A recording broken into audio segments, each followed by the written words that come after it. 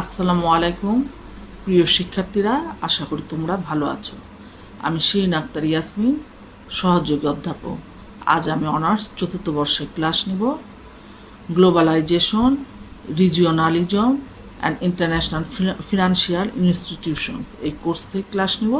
Course code 241915। আজকের আলোচনার বিষয়বস্তু IMF বা ইন্টারন্যাশনাল মনিটারি ফান্ড বা আন্তর্জাতিক অর্থ তহবিল।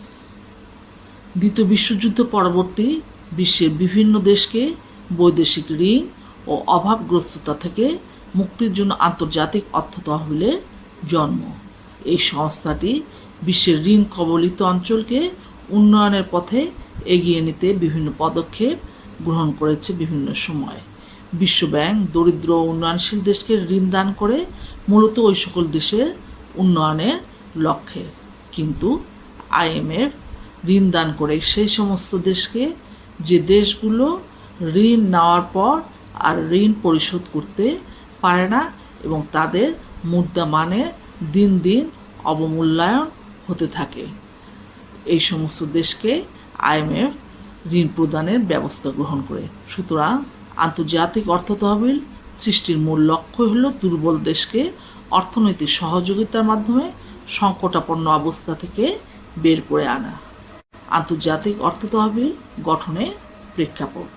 আন্তর্জাতিক অর্থ তহবিল একটি আন্তর্জাতিক সংগঠন যার প্রধান কার্যালয় যুক্তরাষ্ট্রের রাজধানী ওয়াশিংটন ডিসিতে। দ্বিতীয় বিশ্বযুদ্ধের পর বিশ্বের 189টি দেশ বৈশ্বিক অর্থনৈতিক সহযোগিতা, আর্থিক নিরাপত্তা নিশ্চিত করা, আন্তর্জাতিক বাণিজ্য সুবিধা, পর্যাপ্ত কর্মসংস্থানের সুযোগ তৈরি করা, টেকসই অর্থনৈতিক প্রবৃদ্ধি অর্জন এবং সমগ্র বিশ্ব থেকে দারিদ্র্য বিমোচনের লক্ষ্যে একসাথে কাজ করে যাচ্ছে। দ্বিতীয় বিশ্বযুদ্ধকালে আন্তর্জাতিক সংঘাতে যে তীব্রতা দেখা দেয় এবং যে ধ্বংসলীলা সৃষ্টি হয়, তার ফলে আন্তর্জাতিক অর্থনীতি মুখ থুবড়ে পড়ে। এমত অবস্থায় আন্তর্জাতিক অর্থনীতিকে পুনরুজ্জীবিত করার জন্য একটি প্রতিষ্ঠান গঠনের প্রয়োজন পরিলক্ষিত হয়। এরই প্রেক্ষাপটে 1944 সালে মার্কিন যুক্তরাষ্ট্রের প্রেসিডেন্ট রুজভেল্ট একটি আন্তর্জাতিক সম্মেলনের আহ্বান জানান ব্রেটন উডসে, এবং সেখানে 44টি দেশের প্রতিনিধি অংশগ্রহণ করেন এবং 1944 সালে 1 জুলাই সম্মেলন শুরু হয় এবং 22 জুলাই পর্যন্ত সম্মেলন চলে। সেখানে 3টি কমিশন গঠিত হয়। প্রথম কমিশনের চেয়ারম্যান হন ডক্টর হোয়াইট যুক্তরাষ্ট্রের, দ্বিতীয় কমিশনের চেয়ারম্যান হন লর্ড কেইন্স ব্রিটেন এবং তৃতীয় কমিশনের chairman doctor Edward Schwarz Mexico. এই সম্মেলনে দুটি আন্তর্জাতিক প্রতিষ্ঠান গড়ে ওঠে।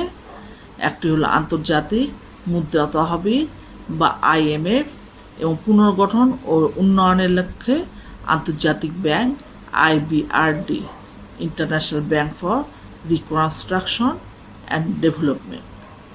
আন্তর্জাতিক মুদ্রা তহবিল প্রতিষ্ঠার পটভূমি। আন্তর্জাতিক মুদ্রা তহবিল স্থাপিত হয় ব্রেটন উডস সম্মেলনে গৃহীত চুক্তির ভিত্তিতে। তৎকালীন মিত্রশক্তির অন্তর্গত দেশগুলো এ সম্মেলনে যোগদান করে। আন্তর্জাতিক মুদ্রা তহবিল প্রতিষ্ঠার পিছনে কেইন্স প্ল্যান, হোয়াইট প্ল্যান এবং ব্রেটন উডস সম্মেলনে বক্তৃতামালা ভূমিকা পালন করে। এই কারণে এই বিষয়গুলো সম্পর্কে একটু ধারণা থাকা প্রয়োজন। Keynes plan. Lord Keynes British ট্রেজারির পক্ষ থেকে 1943 সালের 8 April proposals for an international clearing union শিরোনাম বক্তব্য পেশ করেন। সেই বক্তব্যকেই কেইন্স প্ল্যান নামে বলা হয়ে থাকে। কেইন্স প্ল্যানে গুরুত্বপূর্ণ 3টি বিষয় হলো: 1. স্বর্ণ ব্যবহারের ক্ষেত্রে নতুন ব্যবস্থা উদ্ভাবন এবং সেই ব্যবস্থা দ্বারা বিভিন্ন সময়ে বিভিন্ন দেশের মুদ্রার আপেক্ষিক মান নিরূপণ করা যাবে। 2. প্রতিযোগিতার ক্ষতিকর প্রভাব হিসেবে বিনিময় হার যাতে হ্রাস না পায় সেই লক্ষ্যে বিভিন্ন দেশের মুদ্রার বিনিময় মূল্যের মধ্যে সামঞ্জস্য বিধান করতে হবে। 3. দীর্ঘকালীন মূলধন বিনিয়োগের প্রয়োজনে আন্তর্জাতিক ব্যাংক ব্যবস্থার মধ্যে পরিবর্তন সাধন করতে হবে। উল্লেখিত 3 নং বিষয় থেকেই সারা বিশ্বে আন্তর্জাতিক ব্যাংক ব্যবস্থার প্রতিষ্ঠার উদ্যোগ সম্পর্কে আভাস পাওয়া যায় এবং এমন একটি আন্তর্জাতিক ব্যাংক বা প্রতিষ্ঠানের সুপারিশ করা হয় যা সব দেশে কেন্দ্রীয় ব্যাংকের কেন্দ্রীয় ব্যাংক হিসেবে বিবেচিত হবে। White plan. যুক্তরাষ্ট্রের ট্রেজারি প্রধান ডক্টর হ্যারি ডেক্সটার হোয়াইট 1943 সালে 10 জুলাই এক পরিকল্পনা পেশ করে, যেটি হোয়াইট প্ল্যান হিসেবে পরিচিত। এই প্ল্যানে বর্ণিত উদ্দেশ্য হল এক আন্তর্জাতিক বাণিজ্যের ভারসাম্য উন্নয়ন, 2 বৈদেশিক বিনিময় শিথিলকরণ, 3 সদস্য দেশগুলোর মধ্যে বিনিময় হারের স্থিতিশীলতা, 4 যুদ্ধকালীন কোনো দেশে উদ্বৃত্ত যে ফান্ড সংগৃহীত হয় তার কার্যকর ব্যবহার। ব্রিটন সম্মেলনের পূর্বেই কেন্স প্ল্যান এবং হোয়াইট প্ল্যান নিয়ে পর্যাপ্ত আলোচনা হয়। ডক্টর হোয়াইট এবং লর্ড কেন্সের মধ্যে আলোচনা হয় এবং সে আলোচনা ব্যর্থ হয়। কেন্স হোয়াইট প্ল্যানের সমালোচনা করেন। তিনি বলেন যে এই প্ল্যান হলো রাজনৈতিক উদ্দেশ্য প্রণোদিত। অপরদিকে হোয়াইট কেন্স প্ল্যানকে অতি উচ্চ আশা সম্পন্ন প্ল্যান বলে বাতিল করে দেন এবং যুক্তরাষ্ট্রের নিকট কেন্স প্ল্যানের গ্রহণযোগ্যতা নেই বলে তিনি ঘোষণা করেন। যা হোক, পরবর্তীতে আলোচনার মাধ্যমে একটা সমঝোতা প্রতিষ্ঠিত হয়, যার ফলশ্রুতিতে 1944 সালে যে সম্মেলন হলো ব্রিটেন উডসে, তার ফলে IMF গঠিত হলো। 1945 সালে 27 ডিসেম্বর IMF আনুষ্ঠানিকভাবে তার কার্য শুরু করে। আন্তর্জাতিক অর্থ তহবিলের সাংগঠনিক কাঠামো। আন্তর্জাতিক অর্থ তহবিল 2টি বোর্ডের মাধ্যমে পরিচালিত হয়ে থাকে। 1 বোর্ড অফ গভর্নর, 2 নির্বাহী বোর্ড বা বোর্ড অফ এক্সিকিউটিভ। IMF এর প্রধান সঞ্চালক হচ্ছে বোর্ড অফ গভর্নর। উক্ত বোর্ড গঠিত হয় 1জন করে গভর্নর ও 1জন বিকল্প গভর্নর নিয়ে, অর্থাৎ প্রত্যেক সদস্য রাষ্ট্র থেকে 1জন করে পরিচালক এবং 1জন বিকল্প পরিচালক নিয়ে উক্ত বোর্ড গঠিত হয়। এই বোর্ডে 2টি উপদেষ্টা পরিষদ রয়েছে, যথা ক আন্তর্জাতিক মুদ্রা এবং অর্থ তহবিলের উপদেষ্টা পরিষদ। বর্তমানে 24 জন উপদেষ্টা এই কমিটিতে কাজ করছে। উপদেষ্টাদের কাজই হচ্ছে বৈশ্বিক শীতল সম্পর্কের উন্নয়ন এবং মূল্যবান সম্পদসমূহ উন্নয়নশীল দেশে পাঠানোর ব্যবস্থা করা। আর খ উন্নয়ন কমিটি। বর্তমানে 25 জন উপদেষ্টা নিয়ে এই কমিটি কাজ করছে। উন্নয়নের বাধাগুলো চিহ্নিত করা এবং সে বিষয়ে পরামর্শ দেওয়া এবং উন্নয়নশীল দেশের অর্থনৈতিক উন্নয়নে ব্যাপক ভূমিকা রাখতে পারে সেসব খাত চিহ্নিত করে প্রয়োজনীয় অর্থ বিনিয়োগ করার জন্য আন্তর্জাতিক অর্থ তহবিলে পরামর্শ প্রদান করা। IMF এর তহবিল। বর্তমানে 189টি রাষ্ট্র আন্তর্জাতিক মুদ্রা তহবিলের সদস্য রাষ্ট্রগুলোর চাঁদার মাধ্যমে এই তহবিল গঠিত হয়। প্রদত্ত চাঁদার 25% ডলার বা স্বর্ণের মাধ্যমে এবং বাকি 75% অন্যান্য রাষ্ট্রগুলো দেশীয় মুদ্রায় পরিশোধ করতে পারে। আন্তর্জাতিক মুদ্রা তহবিলের লক্ষ্য ও উদ্দেশ্য। আন্তর্জাতিক মুদ্রা তহবিলের প্রধান উদ্দেশ্যই হলো বহির্বাণিজ্য ও কর্মনিয়োগ সম্প্রসারণের মাধ্যমে সদস্য রাষ্ট্রগুলোর মধ্যে সহযোগিতা ও সৌহার্দ্য স্থাপন করা। আমেরিকা ব্রিটেন উডসে প্রতিষ্ঠাকালীন সম্মেলনের উদ্দেশ্যসমূহ নির্ধারণ করা হয় এবং সম্মেলনে গৃহীত এ সংস্থার লক্ষ্য উদ্দেশ্য হল 1 সহযোগিতা বৃদ্ধি করা। 2টি বিশ্বযুদ্ধ বিশ্বের জাতিসমূহের মধ্যে পারস্পরিক সন্দেহ, অবিশ্বাস ও শত্রুতার সম্পর্ক সৃষ্টি করে, কিন্তু এরকম সম্পর্ক যদি থাকে তাহলে সেখানে পারস্পরিক সহযোগিতা কখনো হবে না এবং পারস্পরিক সহযোগিতা যদি না থাকে তাহলে আন্তর্জাতিক অর্থনৈতিক উন্নয়নও কখনো সম্ভব নয়। তাই আন্তর্জাতিক অর্থ তহবিলের প্রথম উদ্দেশ্যই হলো আন্তর্জাতিক আলাপ আলোচনার মাধ্যমে, পারস্পরিক বোঝাপড়ার মাধ্যমে আন্তর্জাতিক সহযোগিতা বৃদ্ধি করা এবং আন্তর্জাতিক সহযোগিতা বৃদ্ধির মাধ্যমে আন্তর্জাতিক অর্থনৈতিক ব্যবস্থাকে সচল রাখা এবং অর্থনৈতিক ব্যবস্থার উন্নয়ন সাধন করা। 2. আন্তর্জাতিক বাণিজ্যের সম্প্রসারণ। দ্বিতীয় বিশ্বযুদ্ধোত্তর পরিস্থিতিতে আন্তর্জাতিক বাণিজ্যে একটা স্থবিরতা দেখা দেয় এবং যেটা বৈশ্বিক অর্থনীতিতে একটা মন্দার সৃষ্টি করে এবং বৈশ্বিক অর্থনৈতিক উন্নয়নের জন্য বিশ্ব বাণিজ্যের সম্প্রসারণ অতি জরুরি বিধায় আন্তর্জাতিক মুদ্রা তহবিলের মূল উদ্দেশ্যই হলো আন্তর্জাতিক ক্ষেত্রে বিশ্ব বাণিজ্যের সম্প্রসারণ সাধন করা। সুষম উন্নয়ন। আন্তর্জাতিক মুদ্রা তহবিলের অন্যতম লক্ষ্য হল সমগ্র বিশ্বের সুষম উন্নয়ন। সম্পদের সুষ্ঠু ব্যবহারের মাধ্যমে সুষম উন্নয়ন সম্ভব। বিনিময় মূল্য স্থিতিশীল করা। আন্তর্জাতিক বাণিজ্যের অন্যতম লক্ষ্যই হল বিনিময় হারের স্থায়িত্ব বিধান করা। বিনিময় মূল্য অস্থিতিশীল হলে বাণিজ্যের ভারসাম্যহীনতা দেখা দেয়। তাই IMF মুদ্রার বিনিময় মূল্য স্থিতিশীল এবং মূল্য হ্রাসের প্রতিযোগিতা হ্রাস করতে সর্বদাই সচেষ্ট থাকে। মুদ্রা বিনিময় নিশ্চিত করা।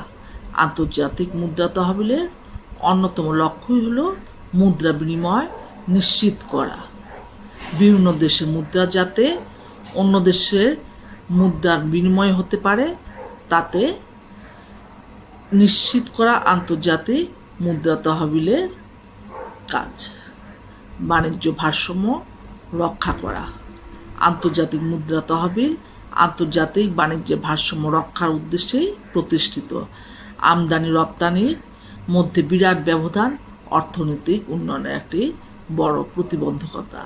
যাতে আমদানি রপ্তানির এই যে বিরাট ব্যবধান এটি যাতে কমিয়ে আনা যায় এবং অর্থনৈতিক উন্নয়নের প্রতিবন্ধকতা যাতে কমানো যায় এই বিষয়ে IMF লক্ষ্য করছে।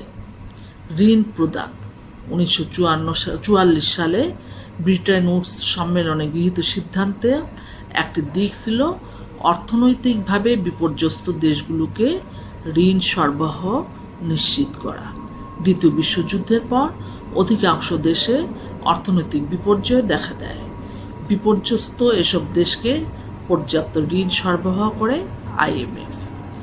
মুক্ত বাজার অর্থনীতির প্রবর্তন। আন্তর্জাতিক অর্থ তহবিলের প্রকৃতি বিশ্লেষণ করলে এটা স্পষ্ট হয় যে মুক্ত বাজার অর্থনীতি বিকাশে এটা পুরোদমে কার্যকরিতা চালিয়ে যাচ্ছে। পাশাপাশি বহুপাক্ষিক বাণিজ্য নীতি অনুসরণে সদস্য রাষ্ট্রসমূহকে উদ্বুদ্ধ করছে এবং বহুপাক্ষিক বাণিজ্য নীতি যদি সদস্য রাষ্ট্রগুলো গ্রহণ করে তাহলে তাদের ব্যবসার সম্প্রসারণ হবে, অর্থাৎ মুক্তবাজার অর্থনীতি কার্যকরী হবে। রাষ্ট্রসমূহের GDP বৃদ্ধি। দ্বিতীয় বিশ্বযুদ্ধের পর স্বল্পোন্নত দেশগুলোর জাতীয় আয়ের পরিমাণ কমে যায়, তাই আন্তর্জাতিক মুদ্রা তহবিল রাষ্ট্রগুলোর GDP বৃদ্ধির লক্ষ্যে যাবতীয় ব্যবস্থা গ্রহণের সিদ্ধান্ত গৃহীত হয়। সুতরাং বলা যায় যে আন্তর্জাতিক মুদ্রা তহবিল সমগ্র বিশ্বের রাষ্ট্রসমূহকে সামগ্রিক অর্থনৈতিক উন্নয়ন, মুদ্রার মান, বাণিজ্যিক ভারসাম্য রক্ষা, বিনিয়োগ বৃদ্ধি করা বা মাথাপিছু জাতীয় উৎপাদন বৃদ্ধিতে তার প্রচেষ্টা অব্যাহত রেখেছে। আন্তর্জাতিক অর্থ তহবিলের কার্যাবলী। আন্তর্জাতিক অর্থ তহবিল বা IMF বিশ্ব অর্থনীতিতে গুরুত্বপূর্ণ ভূমিকা পালন করছে এবং এই গুরুত্বপূর্ণ ভূমিকা পালন করতে সে যে কার্যগুলো সম্পাদন করছে সেগুলো হলো এক সদস্য রাষ্ট্রসমূহের আয় বৃদ্ধিতে সহায়তা দান। আন্তর্জাতিক মুদ্রা তহবিল সদস্য রাষ্ট্রগুলোর প্রকৃত আয় বৃদ্ধির জন্য যাবতীয় সাহায্য সহযোগিতা প্রদান করে থাকে। এই সংক্রান্ত যাবতীয় নীতি প্রণয়ন এবং চুক্তি স্বাক্ষরের ব্যবস্থাও করে থাকে। বিনিময় হার স্থিতিশীল রাখা।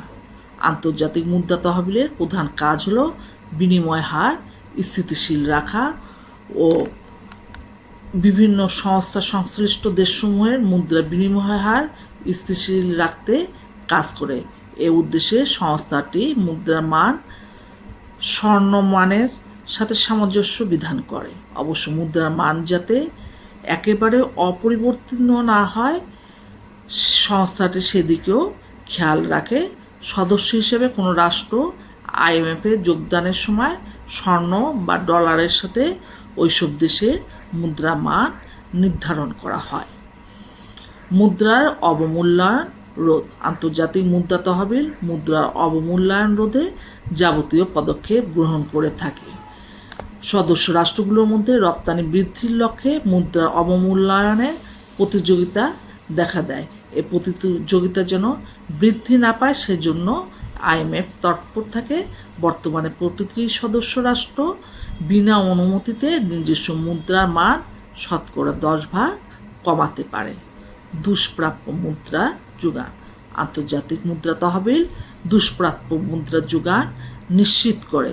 কখনো কখনো কোনো বিশেষ মুদ্রার সংকট সৃষ্টি হলে এবং স্বর্ণের মানে তা পাওয়া সম্ভব না হলে আইএমএফ কর্তৃক তাকে দুষ্প্রাপ্য হিসেবে ঘোষণা করা হয় এবং এক্ষেত্রে আইএমএফ স্বর্ণমানে মুদ্রা ক্রয় করে সংশ্লিষ্ট দেশকে তার চাহিদা অনুযায়ী মুদ্রার যোগান দিয়ে থাকে। স্বল্পকালীন ঋণ মঞ্জুর। বিশ্বব্যাংক বিভিন্ন রাষ্ট্রের দীর্ঘমেয়াদী ঋণ প্রদান করে। সদস্য রাষ্ট্রগুলোর আন্তর্জাতিক মুদ্রা তহবিল স্বল্পকালীন ঋণ মঞ্জুর করে থাকে। বিশেষ করে স্বল্প উন্নত ও উন্নয়নশীল দেশগুলোর লেনদেনের ভারসাম্য রক্ষা করার জন্য এই স্বল্পমেয়াদী ঋণের প্রয়োজন হলে আন্তর্জাতিক মুদ্রা তহবিল স্বল্পকালীন ঋণ মঞ্জুর করে থাকে। এখানে তার সাথে বিশ্বব্যাংকের তফাৎ হলে এটাই যে বিশ্বব্যাংক দীর্ঘমেয়াদী ঋণ প্রদান করছে এবং আন্তর্জাতিক মুদ্রা তহবিল স্বল্পকালীন ঋণ প্রদান করছে। উদ্বৃত্ত মুদ্রা ক্রয়। আন্তর্জাতিক মুদ্রা তহবিল বিশ্বে মুদ্রা ব্যবস্থার ভারসাম্য রক্ষার প্রয়োজনে একদিকে যেমন দুষ্প্রাপ্য মুদ্রার যোগান দেয়, তেমনি প্রয়োজনে উদ্বৃত্ত মুদ্রা ক্রয় করে আন্তর্জাতিক লেনদেনে স্থিতিশীলতা রক্ষা করে। বিশ্ব বাণিজ্য সম্প্রসারণে আন্তর্জাতিক মুদ্রা তহবিলের অন্যতম কাজে পরিণত হয়েছে। বিশ্ব বাণিজ্য সম্প্রসারিত না করে বিশ্বের অর্থনৈতিক উন্নয়ন সম্ভব নয়। তাই এই সংস্থাটি বিশ্ব বাণিজ্যকে সম্প্রসারণ করে বিভিন্ন দেশের মধ্যে যে বাণিজ্যিক ঘাটতি রয়েছে সেটা দূর করতে সাহায্য করে থাকে। এসডিআর সুবিধা। আন্তর্জাতিক অর্থ তহবিলের অন্যতম কাজ হলো এসডিআর বা বিশেষ উত্তোলন অধিকার সুবিধা প্রদান করা। সদস্য রাষ্ট্রগুলোকে তাদের চাঁদার অনুপাতে প্রয়োজনের মুহূর্তে এ সংস্থাটি বিশেষ অর্থ উত্তোলনের অধিকার দিয়ে থাকে যাতে করে তারা জরুরি আর্থিক সংকট কাটিয়ে উঠতে পারে। স্বর্ণের পরিবর্তে কাগজি মুদ্রা দিয়ে অর্থ উত্তোলনের এই সুবিধাই হলো এসডিআর। পরামর্শদান। স্বল্পোন্নত দেশসমূহের সমস্যা প্রচুর। আর্থিক পরিকল্পনা দুর্বলতা, সম্পদের সীমাবদ্ধতা, কারিগরি জ্ঞানের অভাব হেতু এ সকল রাষ্ট্র অর্থনৈতিক উন্নয়ন সাধন করতে পারে না। এ অবস্থায় আইএমএফ এসব রাষ্ট্রকে প্রয়োজনীয় পরামর্শ দিয়ে আর্থিক সংকট মোকাবেলায় সহায়তা করে। সমন্বয় সাধন। আন্তর্জাতিক মুদ্রা তহবিল জাতিসমূহের মধ্যে সমন্বয় সাধনের কাজ করে, অর্থাৎ আইএমএফ সাহায্য সংস্থা হিসেবে বিভিন্ন জাতি ও গোষ্ঠীর মধ্যে ঐক্য প্রতিষ্ঠায় সহায়তা করে। অর্থাৎ আন্তর্জাতিক অর্থ তহবিল বিভিন্ন পদক্ষেপ গ্রহণের মাধ্যমে আন্তর্জাতিক অর্থনৈতিক ব্যবস্থায় ভারসাম্য রক্ষার কাজ করে, তবে বিশ্ব ব্যাংকের মতো অর্থনৈতিক পুনর্গঠনে কোনো রকম কার্য করে না। যেমন আন্তর্জাতিক অর্থ তহবিলের 8 নং আর্টিকেল অনুযায়ী বিশ্বের সকল দেশের মধ্যকার বৈদেশিক বিনিময়ের হারের ভারসাম্য এটা রক্ষা করে। সদস্যভুক্ত দেশের পাশাপাশি বিশ্বের সকল দেশ আন্তর্জাতিক অর্থ তহবিলের নির্ধারিত মুদ্রা বিনিময় হার মেনে চলতে বাধ্য থাকে। তবে আন্তর্জাতিক অর্থ তহবিল অত্যন্ত সতর্কতার সঙ্গে বিনিময় হার নির্ধারণ করে যাতে জাতীয় পর্যায়ে কোনো প্রভাব না পড়ে। আন্তর্জাতিক অর্থ তহবিল বিনিময় হার নির্ধারণের পূর্বে সরকারের সাথে বিভিন্ন মেয়াদে বৈঠক করে সদস্য দেশসমূহের পারস্পরিক লেনদেনে শৃঙ্খলা প্রতিষ্ঠা করে এবং বিনিময় স্থিতিশীলতা আনয়ন করে এবং আন্তর্জাতিক সমন্বয়কের ভূমিকা পালন করে। বর্তমান বৈশ্বিক মন্দা মোকাবেলায় আন্তর্জাতিক অর্থ তহবিল সার্বক্ষণিক কাজ করে যাচ্ছে। বৈশ্বিকভাবে ক্ষতিগ্রস্ত দেশের ব্যালেন্স অফ পেমেন্ট রক্ষায় আন্তর্জাতিক অর্থ তহবিল বদ্ধপরিকর। আন্তর্জাতিক অর্থ তহবিল মনে করে আন্তর্জাতিক অর্থনৈতিক মন্দা অবস্থা দূর করার জন্য ব্যালেন্স অফ পেমেন্ট কার্যকরের মধ্য দিয়ে তা সম্ভব। এছাড়া ধনী ও দরিদ্র দেশগুলোর অর্থনৈতিক বৈষম্য দূর করার জন্য ব্যালেন্স অফ পেমেন্ট কার্যকর করা অতি জরুরি। বিশ্বায়নের নতুন চ্যালেঞ্জ মোকাবেলা করতে সক্ষম এমন সব পরিকল্পনা প্রণয়নে সদস্যভুক্ত দেশগুলোকে আন্তর্জাতিক অর্থ তহবিল উৎসাহ প্রদান করে। বিশেষত পুঁজিবাদী বাজার ব্যবস্থায় আন্তর্জাতিক ব্যক্তি মালিকাধীন প্রতিষ্ঠানগুলোর কার্যাবলী সঠিকভাবে তদারকি ও পর্যবেক্ষণ করার যথেষ্ট সক্ষমতা অধিকাংশ দেশেরই নেই। সে সকল ক্ষেত্রে আন্তর্জাতিক অর্থ তহবিল সদস্যভুক্ত দেশের সরকারি পরিকল্পনা প্রণয়নে বিভিন্ন পর্যায়ে গবেষণা পরিচালনা করে এবং অর্থনৈতিক দুর্দশার জন্য দায়ী বিষয়গুলো চিহ্নিত করে সে ব্যাপারে পরামর্শ দান করে। পরিশেষে এসে আমরা যেটা দেখছি যে স্বল্পোন্নত দেশগুলো দারিদ্র বিমোচনে IMF ক্রমাগত অর্থায়ন করে যাচ্ছে এবং সুফল আসছে, তাতে কোনো সন্দেহ নাই। যে কারণে প্রায় প্রতি বছরই IMF এশিয়া, আফ্রিকা ও লাতিন আমেরিকার দারিদ্রপীড়িত মানুষের কিছুটা হলেও তাৎক্ষণিক উন্নয়নে সাহায্য করছে। প্রকৃতপক্ষে এই অর্থ সাহায্য ব্যতীত দরিদ্র ও স্বল্পোন্নত দেশগুলোর অর্থনৈতিক কাঠামো টিকে রাখা সম্ভব হতো না, বলতে গেলে দুরূহই হয়ে পড়ত। কিন্তু IMF-এর ডোনারগণ সবাই পশ্চিমা পুঁজিবাদী এবং ধনতান্ত্রিকবাদী। ফলে IMF-এর অর্থায়নে মূলত ওই সমস্ত দেশের পুঁজিবাদী শর্তই জুড়ে দেওয়া হয়। ফলে গত কয়েক দশকে স্বল্পোন্নত দেশগুলোতে ব্যাপক অর্থ সাহায্য দেওয়া সত্ত্বেও আন্তর্জাতিক অর্থনৈতিক কাঠামোতে দেশগুলো উঠে আসতে পারছে না। কারণ দেখা যাচ্ছে যে IMF তার যে শর্তগুলো জুড়ে দিচ্ছে সেই শর্তগুলো পুঁজিবাদী দেশগুলোর অনুকূলে এবং তৃতীয় বিশ্বে যে দরিদ্র দেশগুলো তাদের প্রতিকূলেই চলে যাচ্ছে। অতএব IMF শর্ত যদি আরও শিথিল করা হতো, দরিদ্র দেশগুলোর অনুকূলে যদি নিয়ে আসা হতো, তাহলে দরিদ্র দেশগুলোর উন্নয়ন ত্বরান্বিত হতো। আজ এখানে শেষ করছি, আগামীতে আবার দেখা হবে। আর আরেকটি বিষয় যে করোনার কারণে সরকার আমাদের শিক্ষা প্রতিষ্ঠানগুলোর ছুটি বৃদ্ধি করেছেন।